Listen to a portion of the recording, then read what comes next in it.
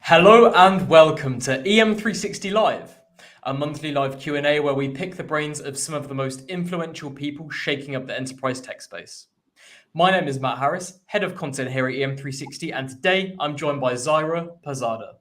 Zaira is a GTM advisor and former Ghana analyst, and we're here today to decode the minefield of data privacy in the age of social media. Welcome to the show. Thank you so much. Thank you for having me. Zaira, it's so great to have you onto the podcast today. I know you've been a little bit busy sort of in the last couple of days. Could you just let our audience know a little bit about who you are and what you've been up to? Sure. So, as you've introduced me so kindly, I am Zaira Pirzada. I am a go-to-market advisor with Lionfish Tech Advisors, primarily in the security space. So I help pre-seed to enterprise vendors in cybersecurity build their product market messaging as well as their position and competitive analysis for them. So they understand who they are, their identity, where they play, what they do, and in effect, how to really meet the customer's demand. Nice one. And obviously, I'm super stoked to have you on the podcast today, just because of the work you've been doing with Lionfish, some really good stuff. And I really kind of wanted to, get you on and pick your brain a little bit about everything that's going on with social media at the moment. It has been a hectic past few weeks. We've seen Threads, disappear pretty much as quickly as it's reappeared. And obviously, Twitter's huge rebrand and that kind of stuff. With all of this kind of change that we've been seeing at the moment, how is the landscape of data privacy really being shaken up for social media users? Well, let's start with Threads. Mm-hmm. We saw when Threads was launched around July by Meta that there were over 100 million users signing up within the first week. And I saw this tagline just about everywhere. So many users, it's so popular. Well, let's just look at how many users are already on Instagram and Facebook, and you'll get a good idea of the kind of marketing that Meta is able to do about Threads and the kind of assurance that it's built with its customer base so far, not in terms of privacy, but in terms of a reliable, fun experience on social media network. So that's where the 100 million give away their information and are happy to say, let's play. But the same problems persist. So what's shaking this world up? Well, Meta has created Facebook, and then that is now branded Meta, and then acquired Instagram, and then furthermore has Threads. Threads is just about a competing platform to the likes of X, or formerly Twitter, as well as even Mastodon. So we have this platform in which you can start to communicate longer form messages. However, you'll find that just about the same privacy complications that are present in Meta are following through not only with that of Instagram, but also in Threads. So what can we expect? This large enterprise that is Meta creating a bigger wave in the social media world, just about causing other platforms that it creates to inherit its practices, which aren't widely accepted, by the way, especially in the EU, which has, just before the launch, 2 months before the launch, levied one of the largest fines we've seen as part of a GDPR fine, almost, I believe, 1.2 billion euros to violating some of the GDPR regulation in Ireland. So let's just say the privacy world is getting a bit hectic, and social media platforms are not stopping in their growth either way. Yeah, that makes sense. Are there any social media platforms that are are they all pretty much just as bad / good as one another? Or are there some that stick out as particularly ethical in their data privacy practices or less so? I've just mentioned Mastodon. I am a bigger fan right now of Mastodon, and I would say it's because they claim not to collect and sell the data of its users. Let's start right there and say that as a base practice is very helpful. Further, it has a more decentralized server model, so in that way, Mastodon users have more control by creating and managing their servers and the information they place on it.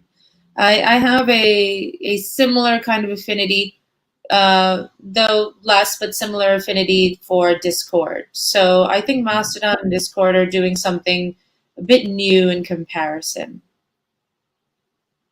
Yeah, that makes sense. Are there any particularly bad ones that you can mention? I think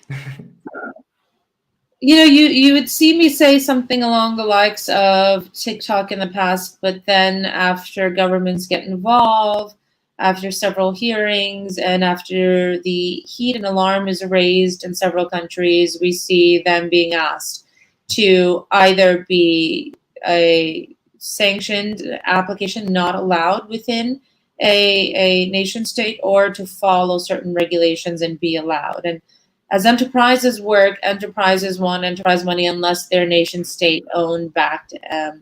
So I've seen their practices improve. I won't call out anyone for being horrible or bad. I will say that as regulations pass in the benefit of the end user to protect their data, that hopefully other social media platforms are able to follow suit with integrity. And if they don't, they will be levied fines, obviously, like the large ones that have been levied on Meta. So this is a warning sign for Meta. You won't have enough of a money pot to keep subverting regulation. Either meet it if possible, or receive the backlash from the general end user population once they're more bought into the privacy world. Yeah, got it. So what are some of the really more concerning ways that social media platforms have been collecting personal data, potentially even without the user's explicit consent? And how can people who frequent social media really be more mindful of that? Oh, well, the latter question's harder. I saw something really cool done by Apple as of recent. Apple, as of recent, has told developers to now give good reason as to why they'd like to access certain APIs. And that's quite helpful because they'll have to provide a reason now as to why they want the specific data from another application. And so, what is your justification for using an API to gather data from another application, and what will you use it for?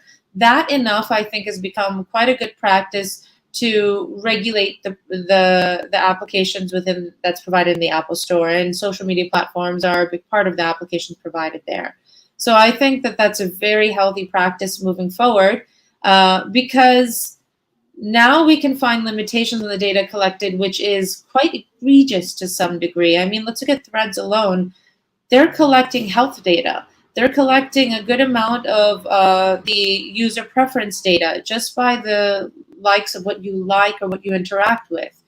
Likewise, they are also collecting racial, ethnic, sexual orientation data. All of this may not mean a lot to everyday people these days because they're willing to give it up.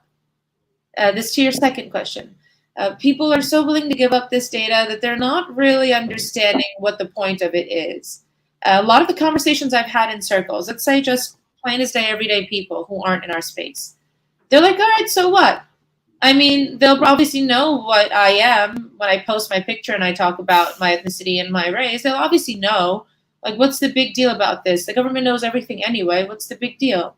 And I say the big deal is in the correlation of the things that you are as a summation of a human, and then how bad people can get access to it and use it. So we may say that marketers are collecting money off of you and meeting your demand, and already nation states can see a big issue with this, but that you're not cognizant to has a downstream effect. So let's look at impersonation, for instance. Let's look at identity fraud, or even some of the account compromise issues we've been seeing happen on Instagram, which has been raising some heat. Bad threat actors will gain, and people think it can't happen to them. It's a pervasive idea, even for enterprises. But people will collect enough information during the recon phase on you to find out how to gain advantage and then take over your identity if possible, social engineer their way into doing so, even to use your identity to open a bank account, use your identity to also take hold of your social security. This is age-old issues. Now it's going faster. So the more information you give out, the more you lose control over your own autonomy and self. And the only way to get it back is to have control over your data. And if you don't have control over that inherently, then you don't have control over yourself. And so this is this is kind of the confusion when we talk about privacy. And wanting to regulate companies, the end users are often not even just by an individual everyday person bought in until they can understand and see the downstream effect. It's a long-winded way of saying people need to be a little bit more careful about what they share, but that's only insofar as they're concerned about losing their identity.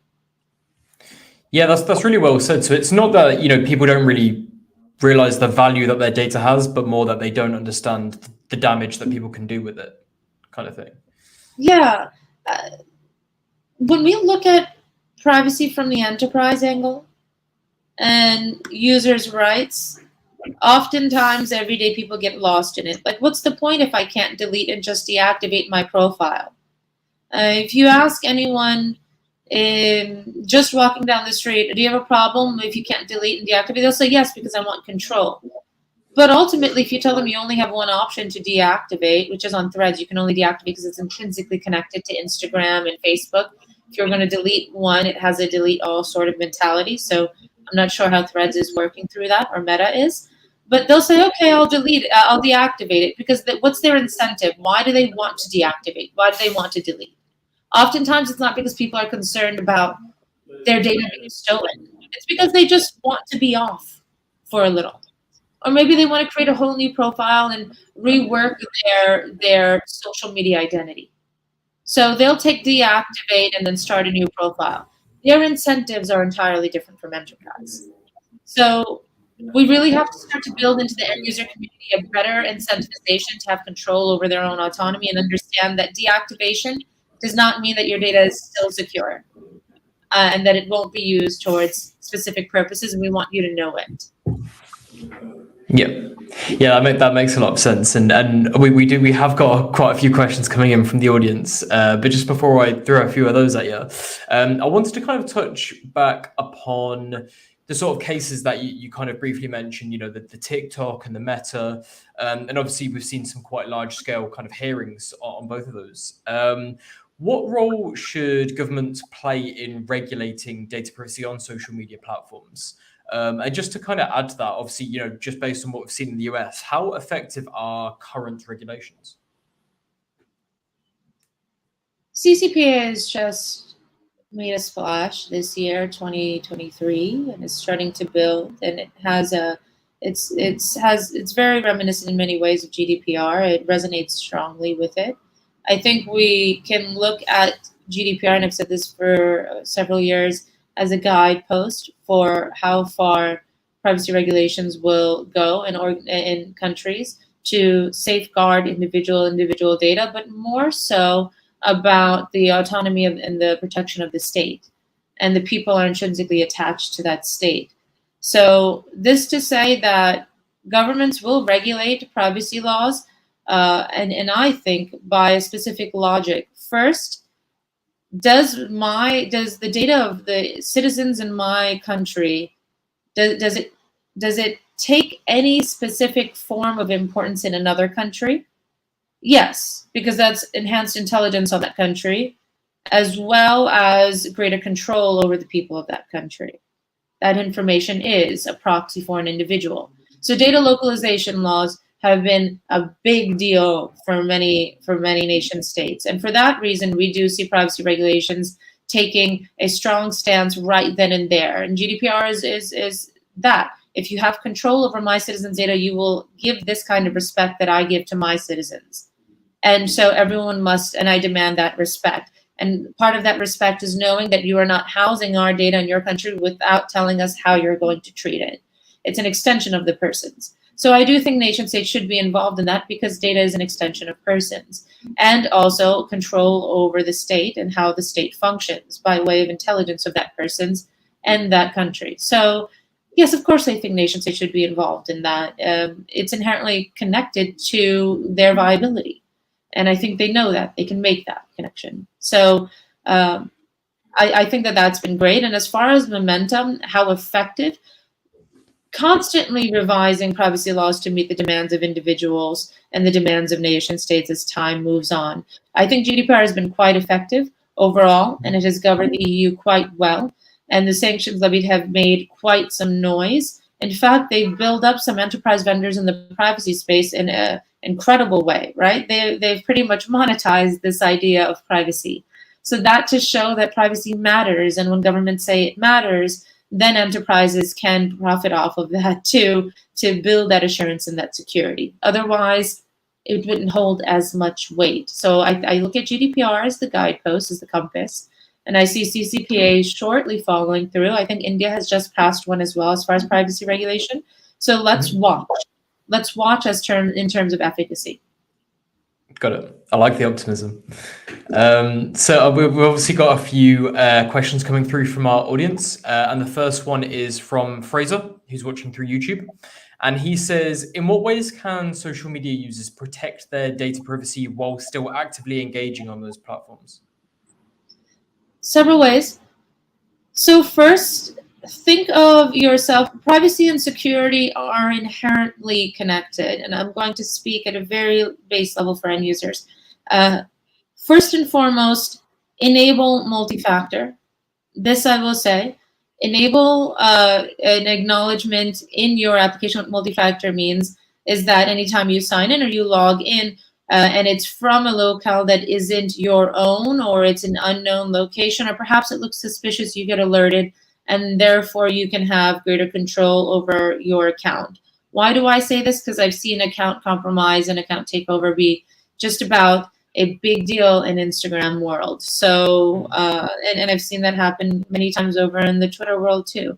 So do that first. Secondly, just think before you post. I know it's a very basic recommendation, and I know you might say, okay, I already do, but quite literally think before you post. I can say I've done a lot of OSINT work in my career, and I've put together human target packages on individuals. And what I would look for is who they're related to, what they do for their careers, who they work for, and what their general sentiments about things are.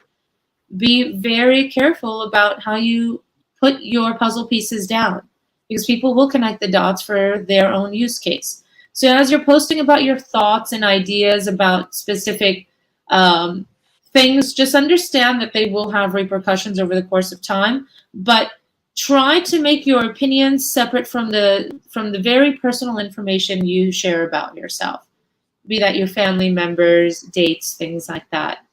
And the very last thing I'll add to that, time permitting, because I could give you so much, but this is basic advice for everybody, is that I want you to thoroughly explore the privacy policy in all the applications you use, the privacy statement. Don't just scroll, and I accept. Read through it. See what they're collecting on you and what their inherent motives are. And do this with every application and every social media platform you use, and understand where that platform is built. So if it's built in North America, specifically the United States, you will have a general expectation on user privacy. If it's built in the European Union, you'd have another expectation. If that application is built by a technology company located in China, then of course you'll have a different expectation. So try to keep those things in mind and read. Take the patience and time and just read the privacy statement. Got it. That makes sense. And our next question is from Jack on our YouTube audience. And obviously you kind of already touched upon, GDPR and CCPA and kind of the differences. But Jack's asking, what challenges can those differences really pose for companies that operate across the globe? And how do they kind of approach different countries and kind of make that work? These regulations are focused on the people, on a specific group of people. So GDPR is focused on European Union citizens. CCPA is focused on California specific residents.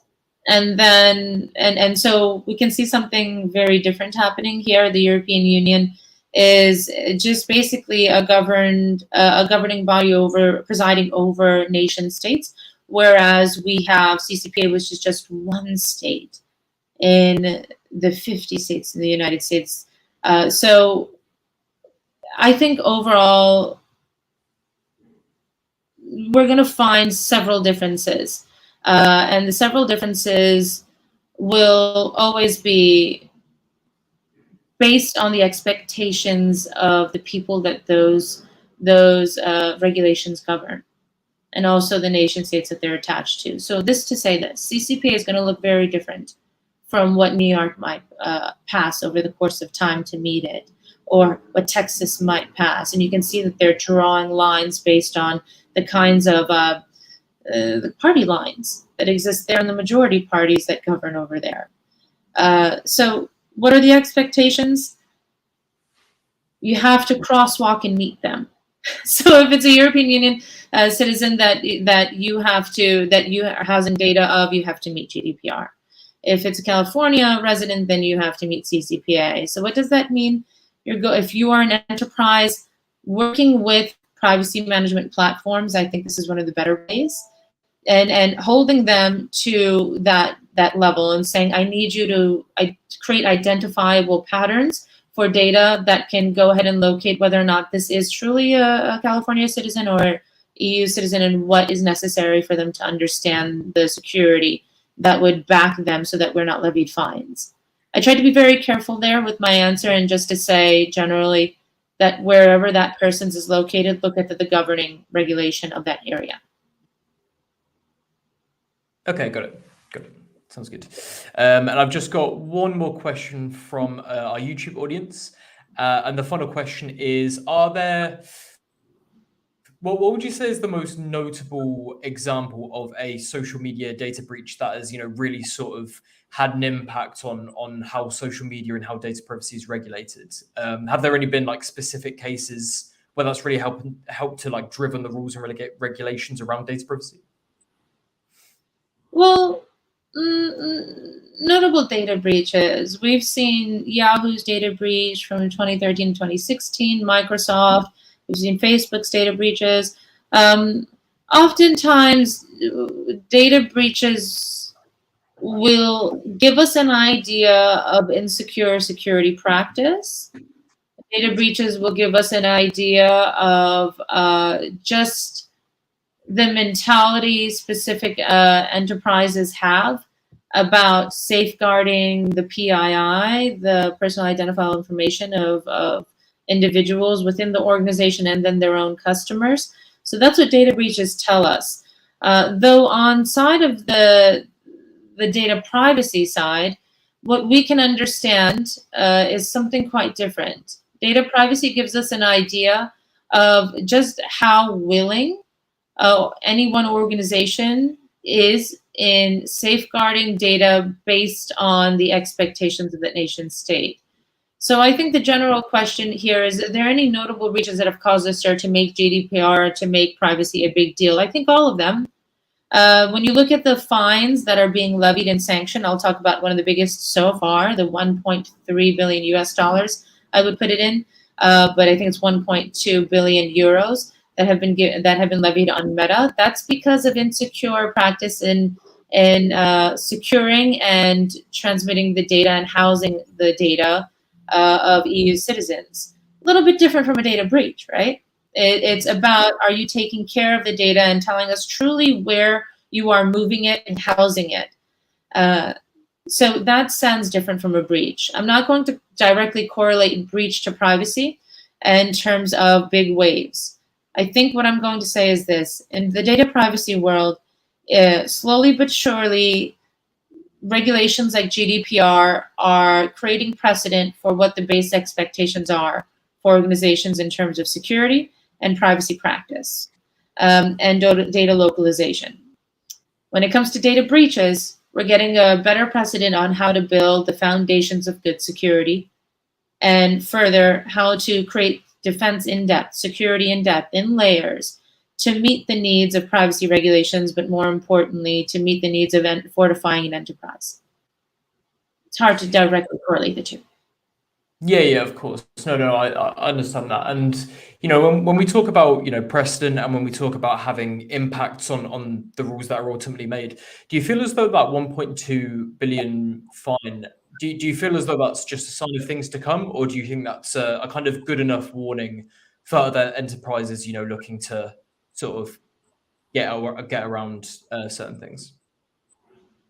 It's only been increasing. I think When that happened in May, that fine being levied on Meta, I thought, whoa, I never thought I'd see that dollar amount just from my end. Though it was, it was surprising. It was also not so surprising. Not so surprising in such a way that it's getting to a point with Meta that you will consistently have to pay if you don't follow good practice.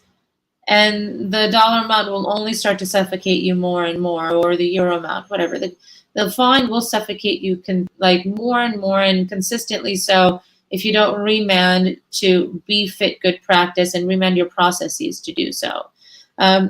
It's not up to enterprises have to control their growth and manage their growth. So I can't take the complaint from enterprises that we're too big to have perfect process. If you want it enough, you'll do it, or you'll be levied the fine if you don't. And we've seen the same thing happen over the course of time, from HIPAA, Sarbanes-Oxley. We've seen the requirements of PCI DSS. If you want it bad, you will comply, or you will face the consequences.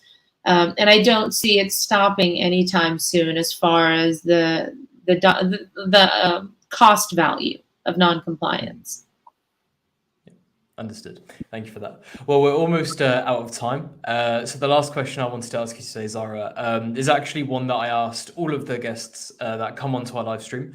And that is, if you could swap jobs with anyone for a day, who would it be and why? If I could swap jobs with anyone for a day, who would it be and why?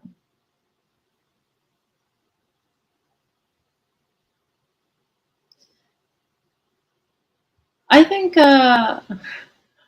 there's so much responsibility to so many other jobs. It's a tough one. That you have to inherit that idea too. I really admire Jen Easterly's work as a director. And I would love to swap jobs for a day just to see what the gravity of that responsibility holds. I think Jen Easterly does it with such tact and such grace and with such composure and such brilliance. And now I can't even match that, though I'd love to see what that plate looks like. In fact, it would just give me just more humility and more respect for the role at hand. Yeah, I like that. That's so much more sensible than some of the other answers I've had. So I really do appreciate that. I mean, it's improbable either way to swap that. So I would have given you something outlandish if I could, but that directly was on my mind. No worries, Zaira. Thank you so much for coming on today. I really do appreciate your time. Absolutely. Thank you for having me. And thank you all for such wonderful questions. I hope I answered them adequately. In the event that I didn't, you want more information, you can always feel free to reach out to me on LinkedIn. Cheers, Zaira. And obviously, guys, thank you so much for taking the time to join our live stream as well. We'll be back next month with another live stream. But until then, follow the conversation on our socials at EM360 Tech on Twitter and LinkedIn. And for more great daily content, please head on over to em360tech.com. See you soon.